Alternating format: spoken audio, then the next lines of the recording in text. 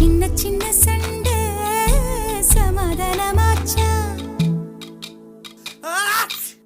இப்ப பழச மறந்து கதைக்க வந்தாச்சு என்ற விசனம் மறந்து காத்தோட போயாச்சு. ஐயோடா இது நிரந்தரம் என நிலச்சிருக்கணும். ஐயோடா இது நிலச்சிடவும்